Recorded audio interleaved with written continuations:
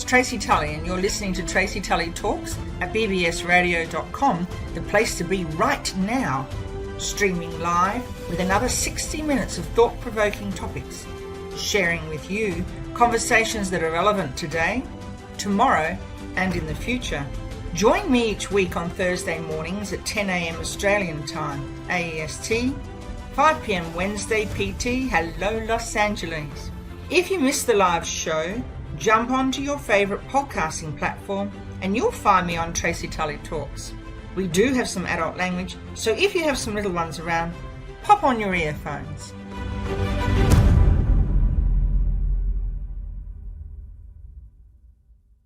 Hello and welcome to another episode of Tracy Tully Talks. And my name's Tracy. You wouldn't believe it, would you? My guest in our studio today is Dee Faith. And Dee Faith hails from New South Wales in a place called Newcastle in Australia.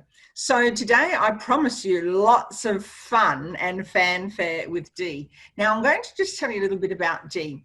Dee is a real mosher. So you're going to hear today a lot of Aussie slang, and I know our listeners come from all over the world, so bear with us and we'll try and explain it as we go on. She's a fair dinkum gal, and she has done a degree in communications, and that is with drama and journalism. She's a host of the MIDI Show, which is a podcast.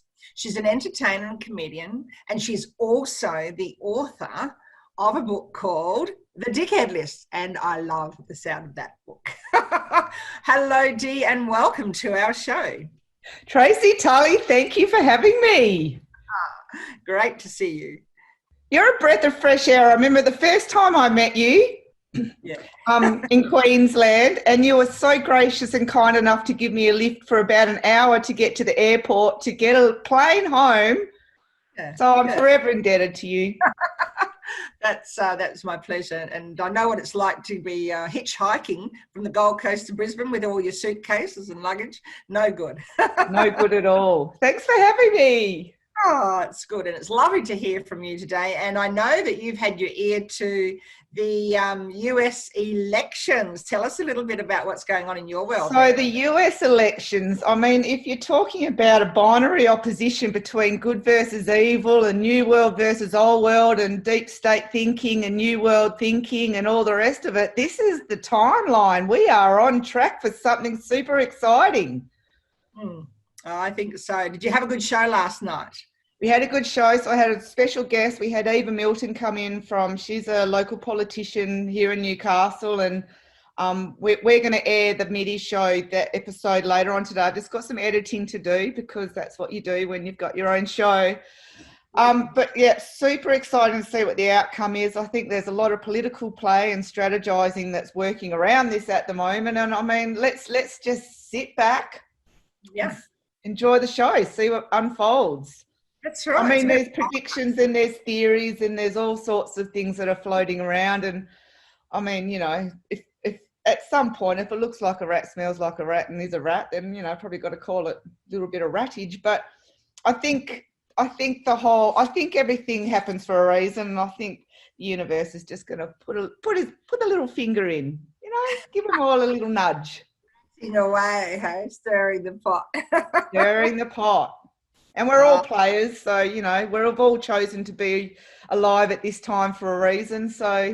Definitely. Yeah, that's right. And we've just gone through our own elections, which was very quiet and subdued. So in Queensland, it went really under the radar.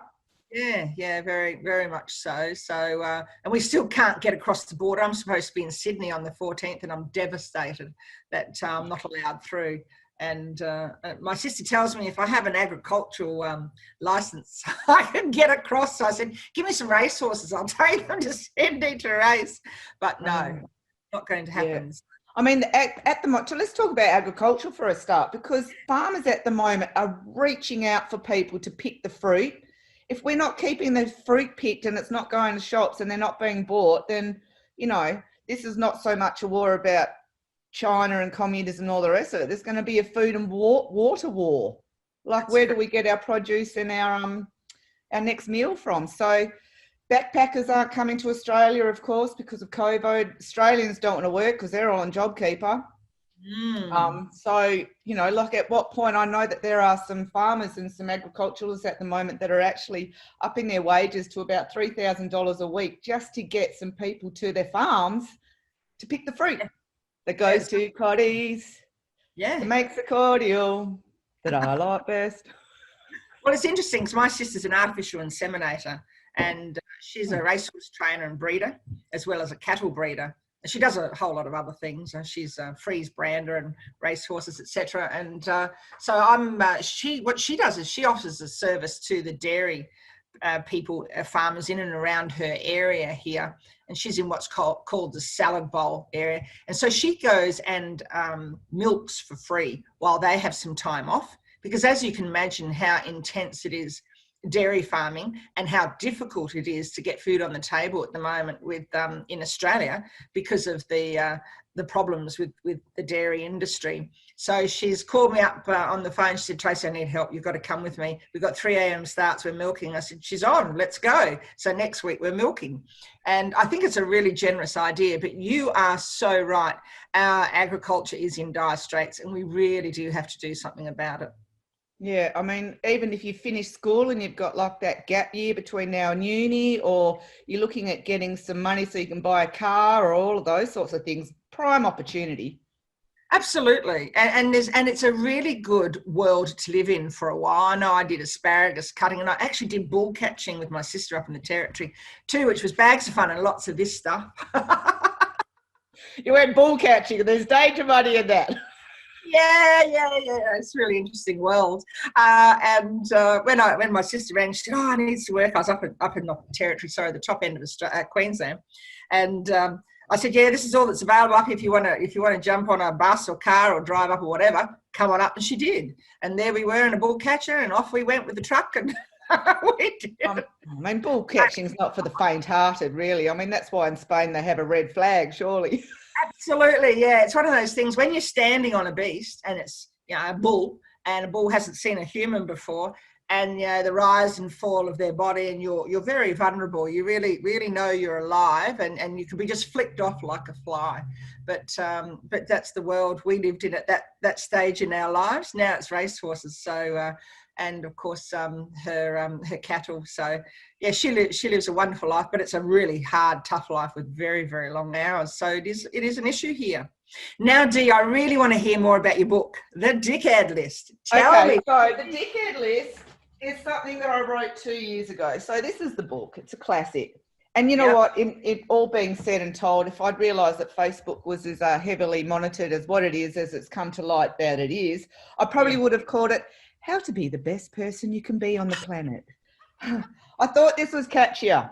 And the premise to the whole book is about online dating. It's about, you know, how you brand yourself and how you want to portray yourself to the wider world. It's also about keeping yourself safe. It's about keeping your children safe. The reason why I wrote the book is because I was ripped off a lot of money by a man who was a very convincing con artist, hence why I'm still single. Got burnt.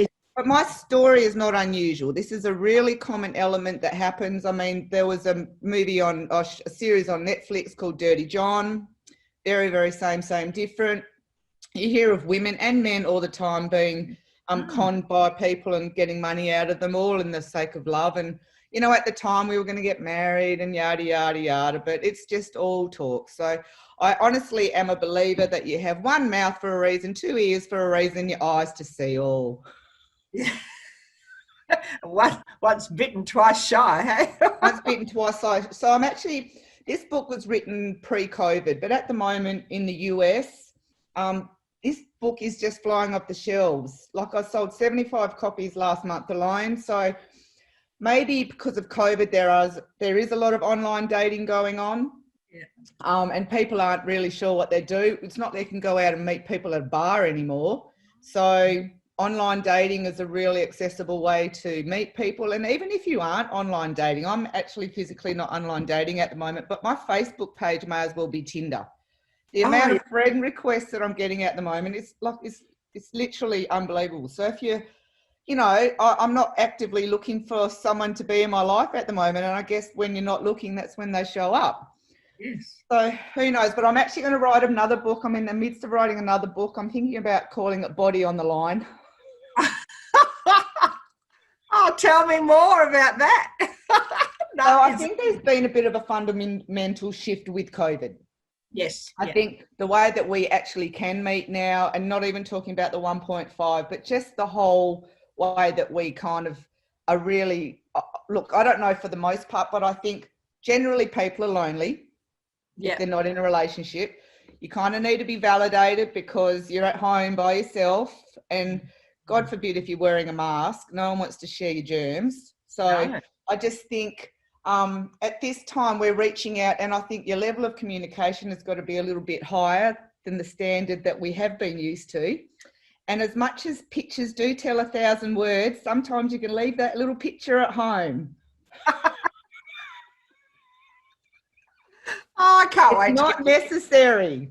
Okay. Sometimes the unwrapping of the package is more exciting than when you get an upfront gift. Oh, that's right. That's right. And they always say it's the thought that matters too, isn't it? It is the thought that matters. And roses don't go far. Like, they even have rose emojis. Yes. Yeah. So the dickhead list is one of those things. I sort of went through it. I was going to do a booklet and a couple of other things, and life got on the way. But I'm actually going. This is actually a really valuable book. It's a good read. There's some great tips in it. I'm going to be focusing on more of this in the future. We've just sort of had a bit of a sidestep with COVID because, as you know, with all the pubs and the restrictions on people going to pubs and whatnot, live music's really taken a hit. Yeah. So obviously festivals are not happening. We don't have, just like the people that make your kebabs, like there's a whole industry. You've got your roadies. It's like, it's sort of gone dead in the water. So what we did here was we started up the MIDI show, and the MIDI show was a podcast basically, which is showcasing musicians. So, you play your song, we talk about COVID, we talk about life in general, and, it's a really all-inclusive way where you can still reach music. And right now, more than ever, we need to support our local artists and local business. And if, like this, the whole COVID debacle, worst case scenario, borders never open again. We actually really do need to look after what's happening in our own backyard. Yeah, we do. Yeah. I'm the eternal optimist that thinks the whole world's going to open up soon. There's going to be a change of the guard and the rivers are going to run free. Yeah. We all want to think like that, don't we? We're conditioned to think that, but we have to accept that this is it. And who even knows what it's going to be like in 2 months' time? We don't even know what it's going to be like tomorrow. This next sort of, like, as of last night at 8:30 o'clock Eastern Standard Time, Eastern Daylight Saving Time, there was 3 days before there was an outcome with the US election, which, for all the voting fraud and all these other sorts of rumours that are spreading around town at the moment like wildfire, it's nothing short of controversial to start with. Even be talking about it is like putting your neck on the line. Isn't it? Aren't we lucky? Not talking out loud. And, the way that we've, like, this has taken years. It's genius, really, if you think about it. But, you've got Google, you've got Facebook, you've got Twitter, you've got Instagram, you've got LinkedIn, you've got all these sorts of Vimeo, you've got all these sorts of platforms that are being heavily monitored at the moment. Zoom being another thing. House Party got shut down at the beginning of the year because it wasn't part of the conglomerate. House Party got a lot of people really feeling optimistic about life, but they took that down in a heartbeat. So, the amount of control that's happening at the moment is always going to force some gaps. Absolutely. And it really, the beauty of BBS Radio, the station you're on right now, the beauty of that is it allows you to have that, what I call rigorous dialogue, that open and really honest, raw conversation. And I knew you'd love, being on this channel for that very reason, because there's not enough of that. And I always say that we live in a democracy run by socialism, and we certainly do in this state, and it's a real worry. And I see it sort of squeezing a little bit tighter each month. And it is a problem because, we have freedom of speech for a reason. We live in a democracy for a reason. And the beauty is even your book And I did have that thought when I saw the title. I thought, I wonder how your sales are going on Facebook with that, because Yeah, it's Facebook don't like it. But Facebook doesn't like anyone who can critically think either. Well, that's right. That's right. Yes. Imagine being able to have your own opinion and formulate it from some sort of educated background. From a bit of intellect. Doctrinated, I should say, because we are all heavily indoctrinated. Yes. However, I do also believe that, you know, critical thinking is for the minority. Yeah. And it's the critical thinkers that are going to be the ones that help bring us all forward, because otherwise we're all sort of fed by the beast and we rely on the beast, and no one wants to bite the hand that feeds them. No, it's interesting because I don't know if you've seen or heard of my book. My book's called Fearless, Buckle Up, Build Resilience. And you might have heard about that at the Gold Coast, but it's literally unlocking the door and opening the door for the first time in terms of outing the corruption in the Queensland education system and the Public Service Act. And the journalist said to me, "Oh, you're just too hot. You're just too hot to touch." I said, "I know, thank you." No, you're too volatile, Tracy Tully. Yeah, you know, you're just too hot. And I said, "Isn't that a shame? That's a real shame." And another journalist from down south contacted me and said, "Would you be our media spokesperson representing their organisation, massive organisation, national organisation?" And I said, "Yeah, I'm on it. Yep, no problems. I can do that now." Boom, we're on. But I did stop and think, well, why isn't anyone else putting their hand up? And I did. The journos told me, quite frankly, nobody. They can't get one single person to speak. And that's across the whole of Australia. The whole of Australia. And all I talk about is a Public Service Act that was brought in by the Bligh administration that is really corrupt and needs to change. And I've got it in my book. I've actually got a page there saying that I asked for the changes are really simple. One simple change is that anyone in Queensland under the Public Service Act can make an allegation against anyone, a false allegation, with zero evidence, not a signed stat dec, nothing, and it's upheld. How good is that? Yeah, that's how dangerous our act is. And so what they use it as is a whipping tool, and well, more as an exit tool, a disappearing tool. So we don't even have to be in China, do we? We disappear very Public Service Act here in Queensland. So I wrote in my book that I did a call for class action as well for anyone who'd suffered for this sort of thing. But the beauty is that it must have been heard somewhere, because in the last parliamentary session before caretaker mode for elections, they changed it. They started the changes. So I was really excited. So I thought, well, someone does listen. So if anyone's listening out there and you feel your wings are clipped and you can't speak, you really need to. So the likes of yourself are very, very important. You're extremely important person to hear, because you call it for what it is, and you say it like it is, as it should be. As it is, and from the right intention. I think that's the thing. Like if your intention is to, you know, teach or just get the word out, and I'm unapologetic. Yeah, unapologetic as you are. That was what I was so attracted to you to start with. Like even the way you danced on stage, it was like, that girl, she got it. She's not holding back.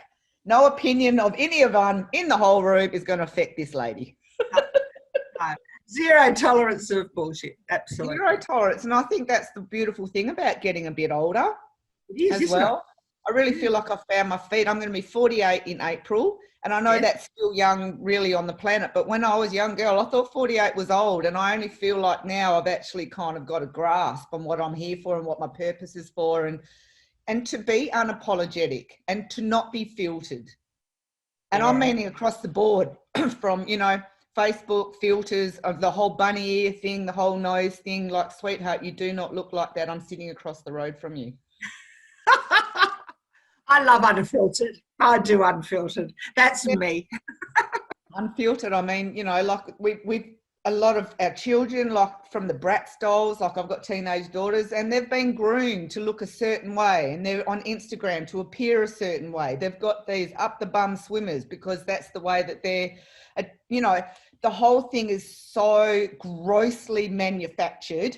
And we've all been in it, because then there's peer group pressure, and then you want to look better than the Joneses and all the rest of it. So I'm bringing real back. You're bringing real back. We just got to get on with it.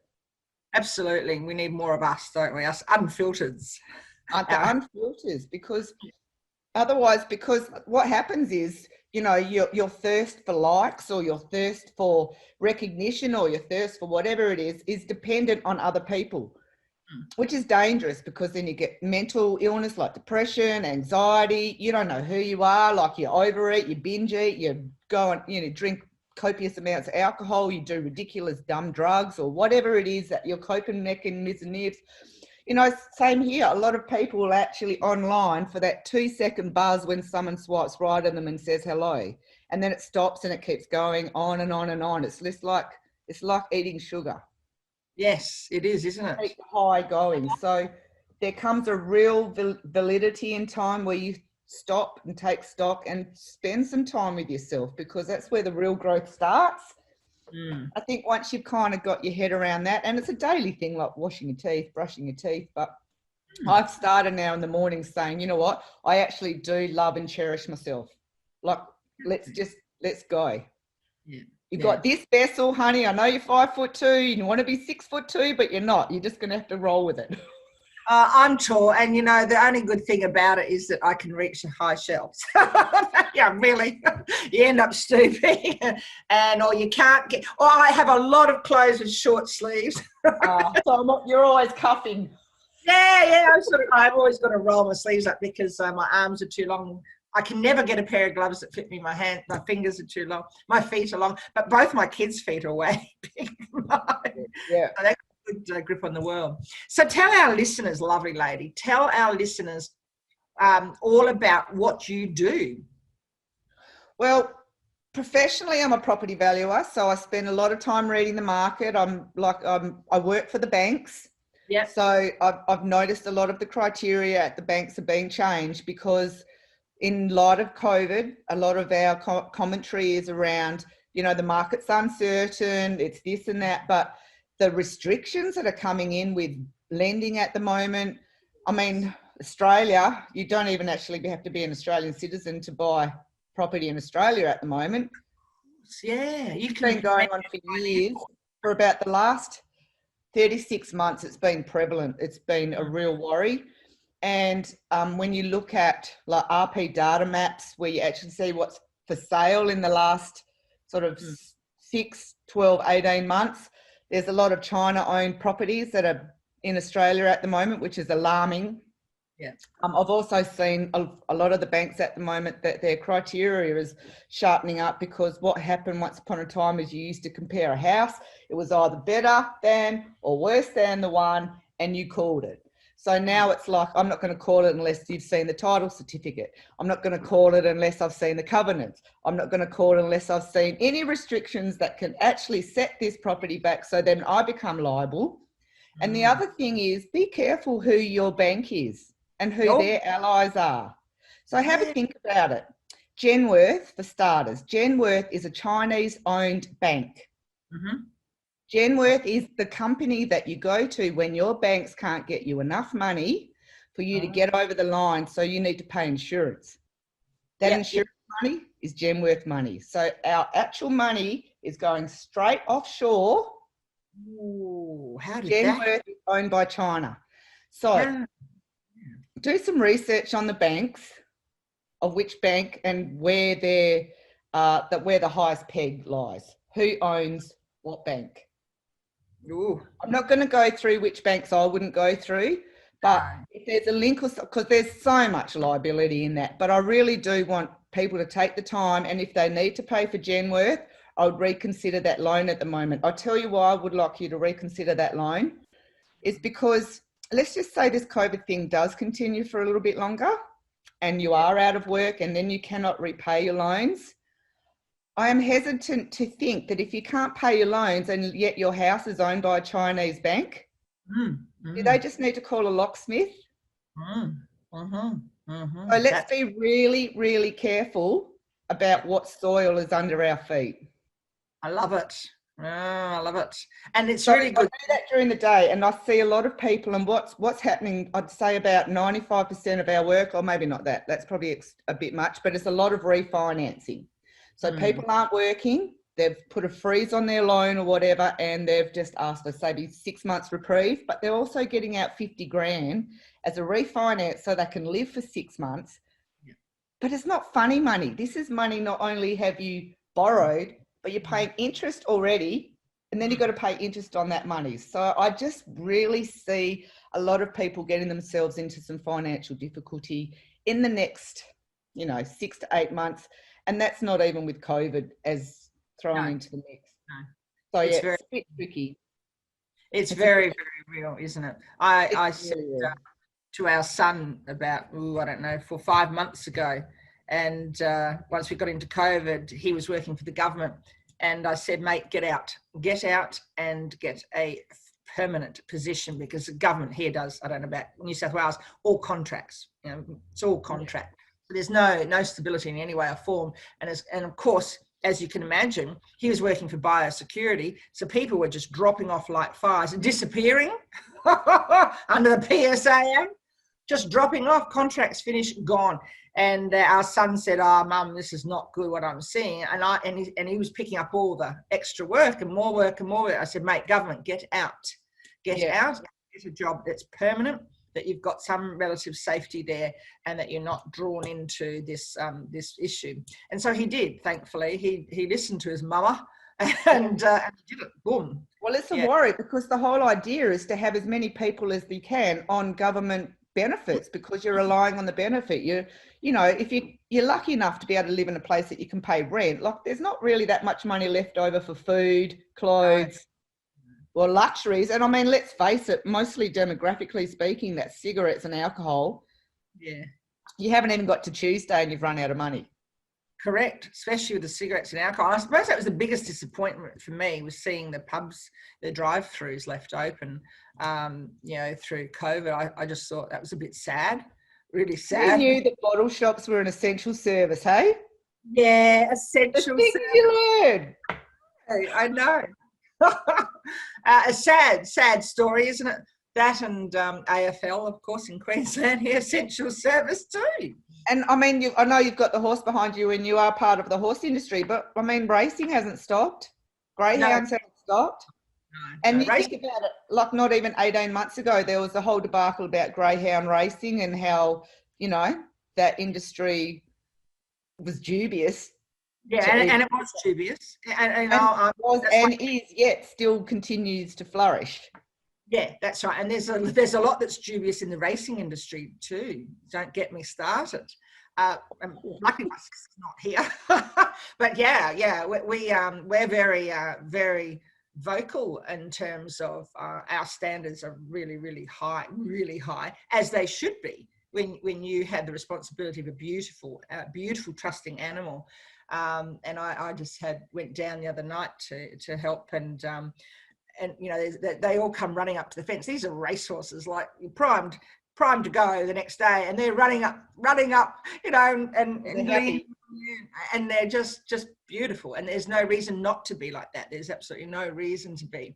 And so these industries need a bomb, and the Queensland racing industry needs a massive overhaul. And we're waiting for it. I think how long that could take, probably another 2 decades perhaps, but it's dangerous. Our tracks are dangerous. The standard of our tracks in terms of animal health and jockey health is frightening, absolutely frightening. And we can do much better for the money that's sunk into the industry, and the money that the government gets back from the industry from betting. It's not good enough. Yeah. I mean, what are they pooling? Are they pooling all that money so that we all get some sort of minimum wage? Like, do you know what I mean? Like, where is all this money going? There are potholes in the road everywhere around where I live. That's certainly not going into infrastructure. It's not. I think it's going into the politicians' retirement funds. They're very big retirement funds. So that's another thing that's a bit of a worry. But we won't go there, I suppose. So I love this idea of your book. And have you got some tips for our listeners? Because I'm sure they would love some tips from your book? Well, there's so many really simple ones. The first one I do is if they've only got one photo, I don't even talk to them, but on the off chance I get them to send me a photo of them straight away, and I'll get them to draw like a symbol on their shoulder, or I'll get them to wear a white hat, or I'll get them to wear something so I know that they're a real person from the get-go. Yeah. You'd be amazed at how many fake profiles there are. And especially for the guys, the chicks, like the Russian chicks and all that sort of stuff, there is click per pay responses. So each time a lady sends you a text, that lady gets money. Oh, we're in the right conversation going, because eventually, you know, there's going to be a photo sent or whatever. And where do you think those photos are sent? Oh. They're all on the dark web. They're all making money off your stuff. So whatever you do, don't send pics of yourself. It's unnecessary for starters. I'm really, really self-conscious about your kids being involved. Even on Facebook, don't put profiles of your kids in your profile pic. Like, no one needs to know that you've got kids. They don't. No one needs to know. And you can put that in the bio. You can say, you know, got 2 kids this age and that age. They're off limits. You know, like, that's exactly. So, yeah, it's actually, and you know, just because you think you know someone or you've got 10 common friends or whatever, that's not the precipice for being friends with someone. Absolutely not. No. So there's some really sort of you know what, I've got some stuff on my website, which is dfaith.com. If you go under the dickhead list, there's some stuff on there which I'll update and everything. But the next book, because this book was written almost 2 years ago now, and I guess one of the things with writing a book is you get a lot off your chest, and it doesn't serve you anymore. You get to a point where your own personal story doesn't serve you anymore, right? Yeah. But there's still enough gold in here for so many other people to really get some nuggets out of here.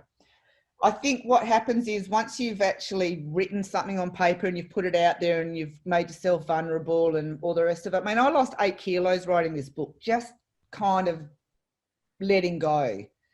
I think each time and there's so much magic with the power of the pen to the paper. There actually is. Even if you write lists, if you write a list and you get them through to the day, there is so much power in that. So the next book is going to be less about this guy, Jack, who ripped me off $100,000.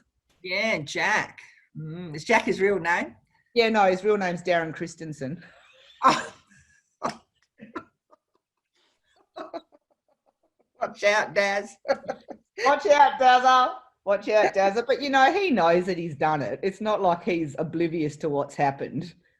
And he goes around town. He literally still stalks me. He's lived down the road from me for the last 6 months. He's just next level. But he's really proud of the fact that there's a book written about him. And that's what narcissists really thrive on. Recognition. It doesn't matter where it comes from. So, yeah, Jack has definitely... he's not in my radar anymore, Jack. No, that's so good. The next book, and I think, you know, if you knew someone 5 years ago, they're not the same person they are now. If you knew someone even before COVID, I think COVID has fundamentally shifted a lot of the paradigms that are going on the planet at the moment. All of us. My word, it has. And would you be as bold as to say, and some of it's in a good way, Absolutely. I mean, it had to be done. It's had the skies are blue, the oceans are green, the sky, you know, it's just, I feel like there's a real rejuvenation going on in the planet. And I think time will tell, and, you know, the eternal optimist in all of us wants the best outcome. I mean, none of us want to be in prison. None of us want to not be able to go to another country unless you're injected with a vaccine and you cannot leave the country. And more so, that if you don't have a job, if you have a job and you don't get the vaccine, then you don't get paid. I mean, this kind of control is just not on.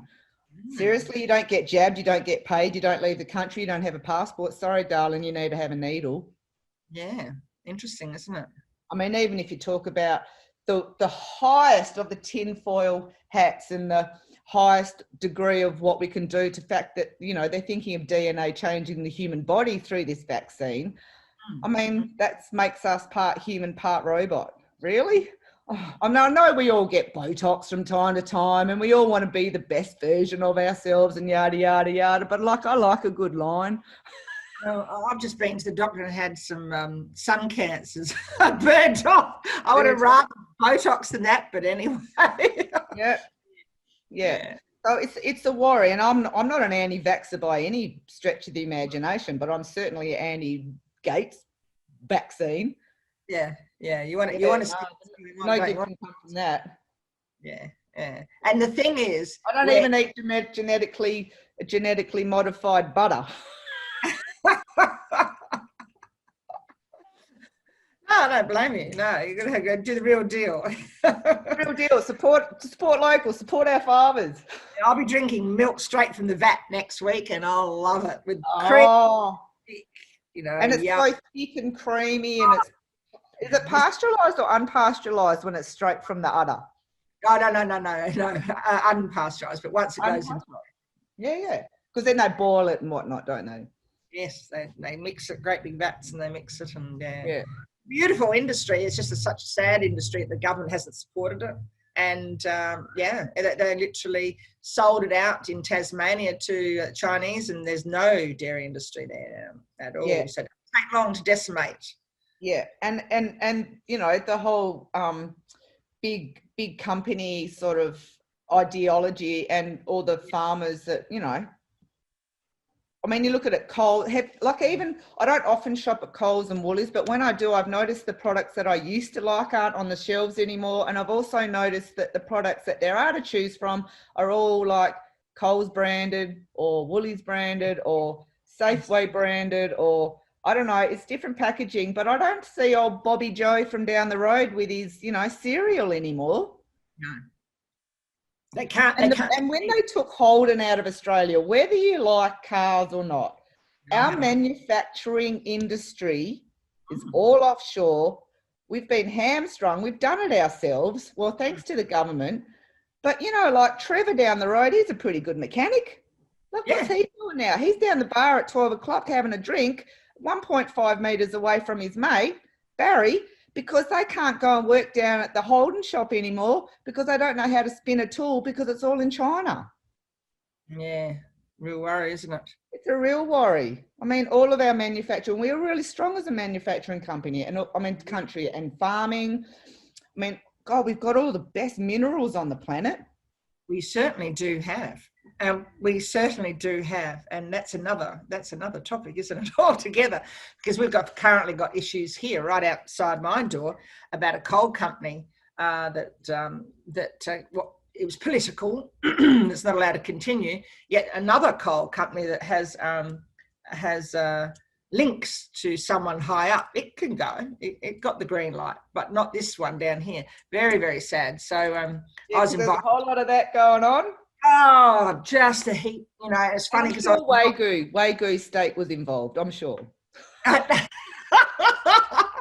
some of the best champagne, I'm sure. Maybe too much, but it was interesting because I was invited to go to court because I happen to live next to this coal mine, and to just say exactly what it was I experienced in the time I lived there, and whether or not it, you know, did really affect me. And of course it didn't.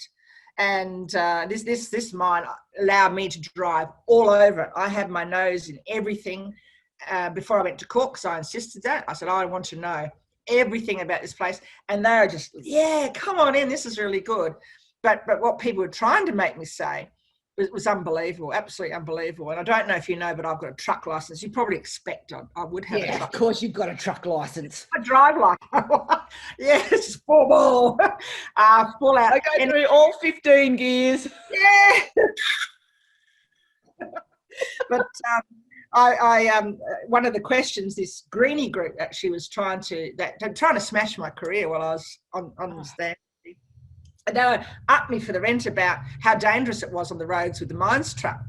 And I'm going, no, it's not. I drive really early in the morning and I drive really late at night. And I said, those trucks are perfect. They are absolutely perfect. I can get around them, no problems, you know, and they could be triples and I still get around them, no problems. Anyway, they're arguing with me. And in the courtroom were a heap of miners, you know, because they're really, really anxious about their jobs and their livelihoods, their mortgages, everything. Anyway, this person would not leave me alone about these trucks, and they really thought they had me, and I knew where they were going. I just, you know, played with them, literally, and finally said, "And what would you know anyway?" And the whole courtroom went silent, and I let it go silent for a couple of minutes, and then I said, "Oh, I'm a truck driver. I've got a truck license." And with that, the noise, you can imagine it in the courtroom, all these miles going, "Yeah!" And I just looked at this person and I thought, bring it on. What's next? No. Yeah, got nothing. And it was wrong in every way, because they're playing with people's livelihoods about something they did not know about. And I get pretty upset about that. Yeah, and that's the thing. And I think with everything in life, if you're going to make a garment, you at least know how to sew it together yourself before you can start taking it apart again. Yeah, that's right. It's like that, isn't it? You know, I won't go on about horse racing because this week probably isn't the best week for it being Melbourne Cup, and a horse lost their life afterwards, unfortunately. But you know, we really do need to be not influenced. We really need to do our own research and understand, know what's going on. And the best thing we can do is do that at our education level for our kids. Teach them how to do the research. Teach them how to form an opinion. Teach them to ask questions and not just take the fake news that someone gives them who really doesn't know what's going on. Yeah. So, and more than that. So the Google searches, like we used to, it's natural terminology, like James Hardy, like asbestos was a thing that killed us all in the 50s and the 60s, right? So what's happening now is our sources of information, whether it be Google, it's so filtered. There's so much control over what you're actually even reading to start with. I mean, go to a library, have a look in a book. Absolutely, a history, because the digital damage is real. It is real. It is so filtered. It is so, like, you read what you want to hear. I mean, if you even go back to Joan Rivers, Joan Rivers, a week before she died on the surgery table because she had a sore throat, she spoke up and a journalist just flippantly said to her, "Do you think we're ever going to have a gay president in our time?" And she's like, "Oh, darling, we already have one in Obama. And you know that Michael is a trans." A week later, she gone, but you can't even find that on the internet anymore. YouTube's removed it. So YouTube, Google, Facebook, Instagram, they're all owned by China at some point, just like Genworth. So the information, and I'm so passionate about critical thinking and getting some information from sources that aren't actually spoon-fed for you, because we've been trained and indoctrinated to go to Google to find out information. The best search engine at the moment that is not going to be monitored on such a high level is Brave. Yeah. So Brave is a really good one. And there's also another one called which are really powerful search engines where, I mean, let's put it this way. We are all data collecting entities. The more information they have on you as an individual, the more they can sell you stuff on, like, what clothes you like, what shoes you like. Like, I'm sure there's a point that if you think about something, it'll come up on your sponsored ads, right? I'm just saying those sorts of criteria and the control that they've got that much data on you that can actually predict what you're going to get next. That sort of stuff's a worry. So I think the more you can remove yourself from the digital footprint, which is ironic because Zoom is part of it as well. Absolutely. So we're all being heavily monitored, and you think about it. We get online and on camera with a camera that we think we're projecting ourselves out onto. The iCloud is the same camera looking straight back at us. Correct. So Siri, Alexa, oh, Google, can you play this favorite song for me? Oh, Google, I don't know what to play right now. Alexa, have you got something we can do? Like, can you imagine being in the control room, listening to all these voices? It'll be like God being omnipotent, except for it's the wrong God. It is a real worry. And I think we have to take it for what it is, don't we? We really do have to take it for what it is in the real world. And I suppose it's people like us, the unfiltered, that can. And we need more of us unfiltered that can roll with it. You've got to place your own filter on yourself at some point.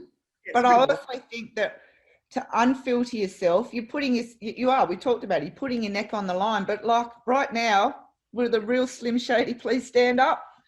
Well, I put my neck on the line 10 years ago, and it had its consequences, well and true. But now it's time for me to play. It was interesting because I was at a meeting early this year, and a fellow decided to threaten me. So don't you go political? And I thought, oh mate, There's an invitation. Fool. I leaned across the table to him. I said, mate, I don't work in the government anymore. I said, don't tell me what to do. I can do what I want to do. And the same thing happened to me. I'm thinking, and like, am I going to end up in the political arena? It's something that's never been on my radar, but I just think there needs to be truth speakers out there. Of course there does, that aren't influenced by ridiculous amounts of money that, starts with Y and ends in N. Yes, that's right. Yeah. I play in it. I play in the mud, and I like it. And I'm very open and honest about it. And with my, I suppose, personality, either people will like me or they won't. It's literally 50-50. Yep. I don't care. I quite like that. Probably the less people like me, the better. Yeah. But it doesn't worry me because I don't value myself in accordance with that. I value my experiences, what I see, what I feel. I see out west, I'm a bush girl, and I see the number of international owners of land that have no stock on them, have no one running them, and they're picking up carbon credits to pay for them. They're getting paid by our government to just have the land out there. And I just shake my head and I just think, well, we're really unplugged, aren't we? We don't know what's going on. And we're talking about hundreds of thousands of hectares here. We're not just talking like acres, like a little plot of land with a dam. We're talking about huge parcels of land. Yeah, that's correct. Significant, something that would be the size of Tasmania. We're talking about significant parcels of land, and you think about it, the water courses that are running through these. They own them. All you got to do is put a wall there and a wall there, no more water. Well, they can do anything they want, actually. It's amazing who you see out in some of those never ending tracts of land. We've seen some interesting black vans with security guards with machine guns pop out in bloody nowhere, and I mean nowhere. What are you doing? Take a leak. Feeling very vulnerable on your motorbike. What are you doing here? And there's these big tanks in the middle of nowhere on your property, and like guns and stuff with black windows. And who are you burying? Where's the body? Yeah. Never to be seen again. I mean, we are the wild outback in Australia, and there are so many, you've got the population around the outside, and the rest of it's fair game. It is. It's fair game. I worked for Air Surveillance Coast Watch Patrol for a while up in the Gulf of Carpentaria in Queensland. And one of our jobs was to count the number of illegal landings on the beaches coming in from overseas. And there was a lot. How many? Like what sort of numbers? Enough to absolutely worry you. And we used to have to report back to Canberra, and we had a telex machine those days. We had these massive cameras, and they had these big bubble windows, so you'd hang out under the plane and take photos, and we'd fly at 300 feet. It was a top job. But what you saw was scary, because you saw what was happening, what no one else could know about. And the number of illegal landings coming in, those fresh tracks on the sand, are a huge worry. And, I won't go into it, but it was a fascinating world for me. Yeah. Just another thing. Absolutely. Now, you featured on the ABC documentary with Sean McAuliffe. Is that how you pronounce his name? Yeah, Sean McAuliffe. Yeah, tell us about it. He's great. So, with Sean McAuliffe, I did a Cancer Council Foundation talk at the Newcastle Library. It was pretty much this time last year, and to raise funds for cancer awareness, because I've had a beautiful friend die of cancer. We've all know someone who's died of cancer. So just did this comedy act this one time, and it didn't take long to do. But what happened was the producer rang up the library and said, we really want a funny chick to go on the show with Sean McAuliffe. So he it was all good to go, and then I rounded up a whole lot of my friends, and it aired. It was meant to air in April, but it only aired in June, and it's called On the Source, and it's actually really quite a heavy hitting topic about alcoholism and the rising drinking and alcoholism for women. You know, because we earn our own money, quite a lot of us are single, marriages have fallen apart and all the rest of it. So Sean McAuliffe is a really down to earth guy. The reason he did the documentary is because he lost his sister-in-law to alcoholism and was trying to, you know, talk about it to his children, that even though alcohol is a legal drug, it's with tobacco is one of the most dangerous substances on the planet. Alcohol, when you're drunk, it is actually poison. You are actually killing brain cells. So, I mean, I really like the way that Sean McAuliffe did this documentary. It was a 3-part series. I'm on 2 of the parts of this series. He brought us out in a really good light. There was 3 of us, there was 4 of us all together that did the show. But there is such, you will identify with someone in this series. It's really good. And, you know, because of COVID, I haven't been able to kind of piggyback off that sort of thing and do some comedy acts around town. But, you know, I just think the more we keep creating and the more we kind of do things and, you know, collaborate with people that have got same sort of ideologies and beliefs and all the rest of it, I think it's, you know, like we are the majority. The people on the planet are the majority. The people that are not serving the people on the planet are the minority. Correct. The minority right now, just to shift sands, it's a changing of the guard. It is, isn't it? And alcohol is a huge issue, and people don't realise that it's an addiction. They just don't get it. It's like smoking. They don't think it's an addiction. And I know this because I was a smoker, so I know exactly how hard it was to give up smoking. And I wasn't a big smoker either. I had 3 goes at it, and in the end, my sister and I said, right, let's just do it. We'll do it cold turkey. Smartest thing we ever did, cold turkey. And relied on our innate discipline. But it wasn't until I was out of it that I realised what a ridiculous addiction it was, that I just couldn't see it. And that same with alcohol, it's real scary. I mean, alcohol is one of those things you go down to get a litre of milk in the morning to put in a cup of tea and you come back with a 6-pack.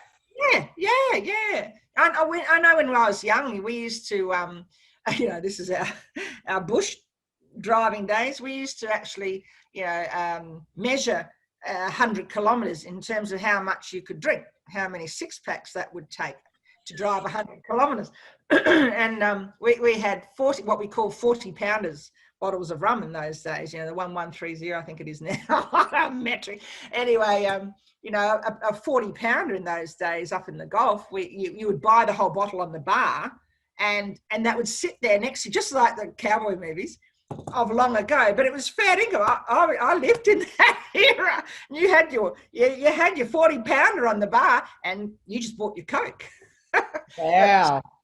Big drinking, massive drinking, and you know, I'm surprised at how well I drove while I was drunk. Yeah. I mean, we grew up, same thing. We grew up in the days we were in the back of the car. Mum and Dad just chucked us in the back of the car while they drove home from a party where they probably had. Yeah. It was just normal. Didn't even have a seatbelts. Just chucked you in the back of the car. Go to sleep, kid. Shut up. That's right. So it's nothing for us to be proud of either, is it? But that's how the life was, and that's what we've evolved from, and that binge drinking era. And when our kids left home, you know, every other kid was going on some party to the Gold Coast, and ours went into a pub to work, and they had to be both of them had to be a barmaid or a barman, and they had to know and understand what was going on in a bar, and they had to know and understand what drunks were like before they were allowed anywhere. And literally the day they finished school, they worked in a pub, both of them, and we were both really firm about that. And they'll thank us for it to this day, because they learned so much about reading people. Yeah. We are going to run out of time really shortly, Dee. So let me tell our viewers and our listeners how to find you, because I know they're going to be really interested in tracking you down. So number one, you can find this lovely lady on www.defaith.com, DEEFAITH, defaith.com. And the midday show, MIDI, I keep saying midday, www.themiddy, MIDDY show.com. And if you want to send the beautiful Dee an email, and I know everyone will flood your system, it's chat@dfaith.com. Now, would you like to add some more goodies there, some more information? Look, they're the best places to get me. I'm really approachable. I'm really accessible. If you've got Facebook, I'm still on Facebook at this point, or Instagram, you can just PM me, DFaith. You can find me. I'm DFaith author on Instagram. I've got a MIDI show, the MIDI show on Instagram as well.